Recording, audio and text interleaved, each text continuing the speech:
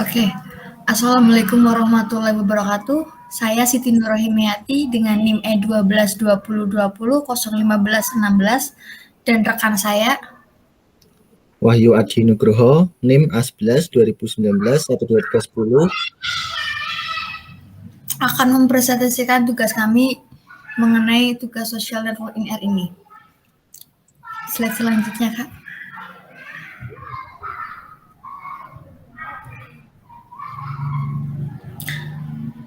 Dalam presentasi ini ada beberapa muatan, yaitu yang pertama ada latar belakang, tujuan analisis, dan pertanyaan analisis.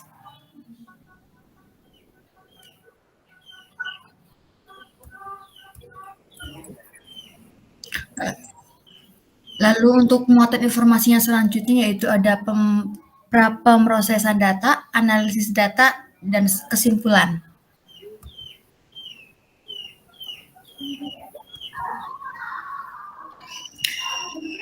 Untuk masalah yang kami angkat yaitu mengenai topik pandemi.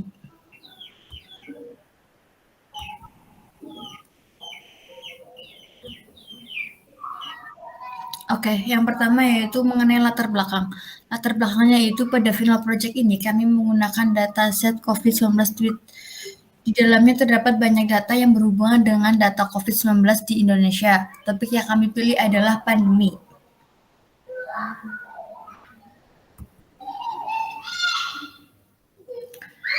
Muatan informasi selanjutnya yaitu mengenai tujuan analisis. Tujuan dari analisis ini adalah untuk membahas dan mengeksplorasi lebih lanjut mengenai topik yang kami pilih disertai dengan visualisasinya. Dan pada akhirnya kita didapatkan insight-nya.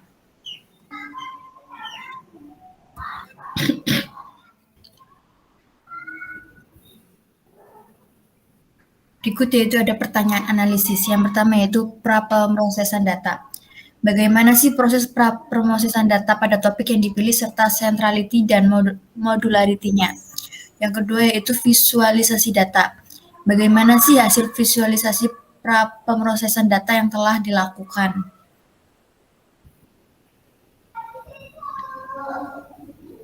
Baik, langkah selanjutnya adalah pra-pemrosesan data.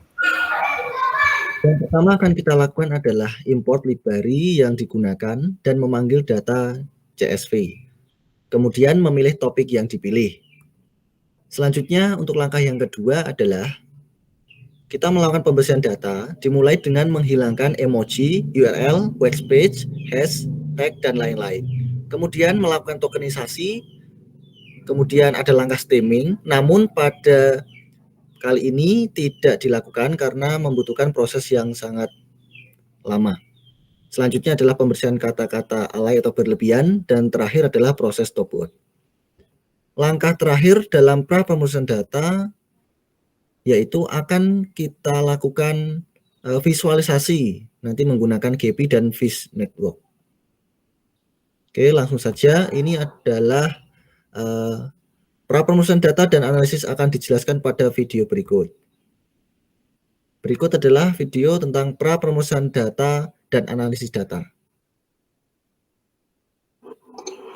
Baik, Assalamualaikum warahmatullahi wabarakatuh. Selamat pagi. Jadi kali ini saya akan menerangkan proyek akhir dari social network NR ini. Jadi langkah pertama yang harus kita lakukan dalam pra-pemrosesan data dan analisis data adalah mengimport library yang akan diperlukan. Jadi kita akan menjalankan library ini, kita klik run. Oke, setelah memanggil library, selanjutnya adalah kita memanggil data CSV. Kita ambil dari dataset COVID-19.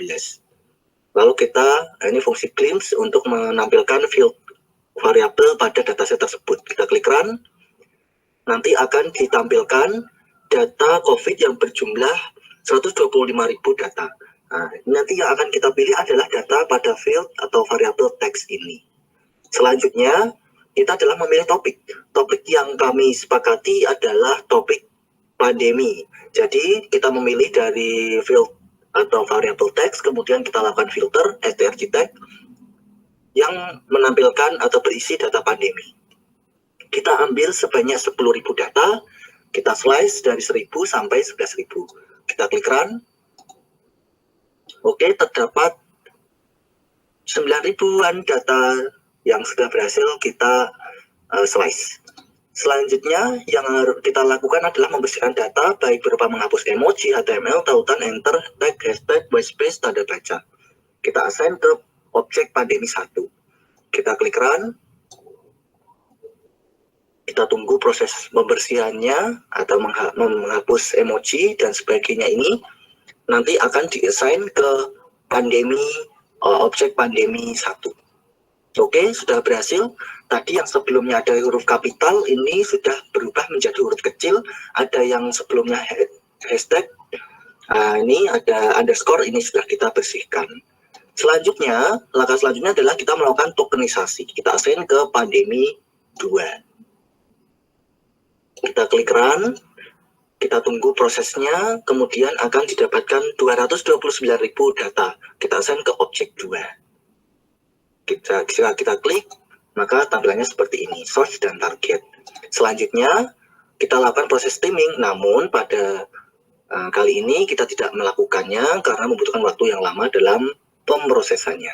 Selanjutnya adalah pembersihan kata alay. Kita assign ke objek alay, kita run, didapatkan kumpulan kata alay yang sudah diubah ke format baku atau formal. Kemudian selanjutnya adalah kita menyaring objek pandemi 2 yang masih terdapat kata alay, mungkin kita assign ke pandemi 3. Kita menggunakan kata alay. Kita jalankan, kita run, kemudian akan didapatkan jumlah yang sama, 229.000 data dengan kata yang sudah tidak alay atau sudah baku. Selanjutnya adalah proses stop word. Kita assign ke stopwe, objek stopwe, kita run dan menggunakan bahasa Indonesia. Kita dapatkan stop word bahasa Indonesia seperti adalah, ini akan kita hilangkan. Oke, jadi kita bisa lihat di sini sebelumnya data di pandemi 3 ini ada 229.000. Setelah kita melakukan stop word, kita assign ke pandemi 4, kita jalankan, maka menjadi 82.000 saja data yang sudah bersih. Artinya kita sudah menghilangkan kata-kata yang stop word ini. Adalah, ada, dan sebagainya itu. Selanjutnya kita menghitung frekuensi yang sering muncul secara descending. Kita tampilkan 50 data dari pandemi 4. Jadi kata kunci yang menjadi topik. Jadi di sini bisa kita lihat bahwa dari 50 data yang paling sering muncul ini adalah data COVID, kemudian topik yang kami pilih yaitu pandemi sebanyak 5.388 data. Selanjutnya kita memformatkan ini menjadi visualisasinya ggplot. Nah, kita dapatkan, kita zoom, perbesar. Selanjutnya kita dapat bahwa topik yang kami pilih yaitu pandemi ini menempati urutan kedua setelah COVID. Artinya topik tersebut sangat hangat atau sangat ramai dibicarakan oleh netizen. Selanjutnya adalah visualisasi graf. Jadi di sini kita assign pandemi 4, kita hitung, kita filter maksud saya, N yang lebih besar dari 3, kita run. Nah, ini didapatkan kata-kata yang sesuai dengan kondisi ini. Selanjutnya adalah kita melakukan visualisasi dengan function grab from data frame pada objek pandemi 4, kita assign ke variabel objek key. Kita klik run, maka sudah mendapatkan di sini objeknya. Selanjutnya adalah kita menghitung centrality menggunakan icon centrality. Kita klik run dan kita sudah dapatkan nilainya. Selanjutnya adalah memvisualisasikan centrality dari grab from data yang sudah kita dapatkan sebelumnya. Kita assign ke objek node dan age. Kita klik run dan sudah didapatkan datanya. Selanjutnya, ini kita jalankan saja. Oke. Terus kemudian yang selanjutnya adalah menghitung modularity atau deteksi komunitas. Kita jalankan. Oke, sudah berhasil dapatkan datanya. Kemudian klik ini. Kita klik run. Oke, mohon maaf, kita ulang lagi dari sini. Kita klik run. Nah, ini merupakan membership atau komunitas dari data ini menggunakan cluster Lofine. Selanjutnya adalah memvisualkan deteksi komunitas. Oke, kita dan membershipnya WT, cluster walk trap. Kita klik run dan akan didapatkan datanya. Selanjutnya adalah kita mengatur layout graph. Coba kita tampilkan menggunakan layout nicely. Kita klik run, ini memerlukan waktu yang lumayan, namun kita tunggu proses, masih loading. Nah, yang langkah terakhir nanti yang akan kita lakukan adalah mengekspor data yang sudah kita masukkan, yaitu G tadi, frame data tadi ke GP. Nanti kita lihat. Nah, jadi ini adalah hasil dari Fish Network layout graph menggunakan layout nicely. Jadi data yang kita lakukan bisa klik sesuai topik, misal kita klik pandemi. Nanti akan dimunculkan data di sini. Nah, ini pandemi, yang di biru ini berupa pandemi. Oke, selanjutnya adalah kita melakukan fungsi ini. Kita mengekspor ke GP, kita write graph dan format graph ML. Kita lakukan ini, kita misalkan namai pandemi1.graph.ml. Kita klik run. Oke, sudah berhasil ditulis graphnya. Kemudian kita langkah selanjutnya adalah kita masuk ke GP2, kemudian kita open yang pandemi1.graph. Kita open, kita klik OK saja. Nah, ini adalah data dan berjumlah node-nya atau titiknya adalah 5000 sekian dan edge-nya atau garisnya adalah 9912. Jadi ini data yang sudah didapatkan adalah ini sangat rumit, sangat banyak sekali titik-titiknya dan garis-garisnya. Kita bisa mengatur di sini, misal kita mau pilih name, misal kita klik apply. Nah, jadi data oranye ini adalah data yang mewakili data job, hijau ini mewakili data BPPT, terus kemudian ada data yang lainnya ini diwakili di sini. Selanjutnya kita bisa mengatur age-nya, mungkin saja kita mau menampilkan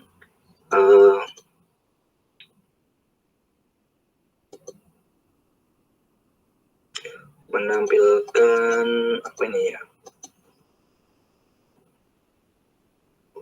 Oke, sebentar.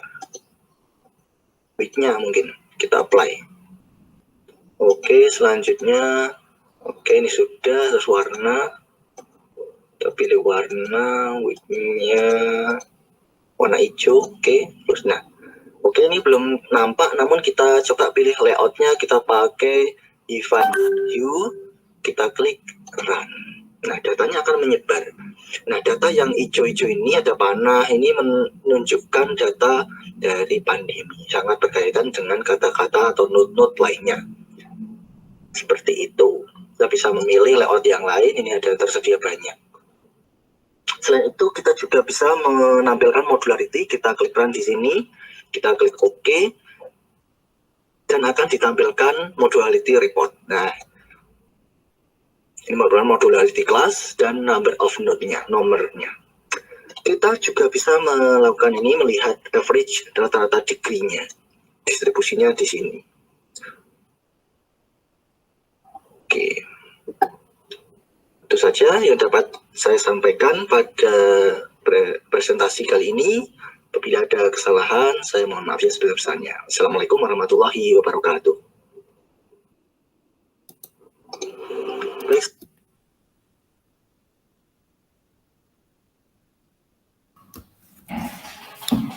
Oke, itu tadi penjelasannya dan kesimpulannya, yaitu pemrosesan data dan analisis data telah dilakukan. Hasilnya adalah bahwa topik yang kami pilih merupakan salah satu topik yang populer setelah topik COVID.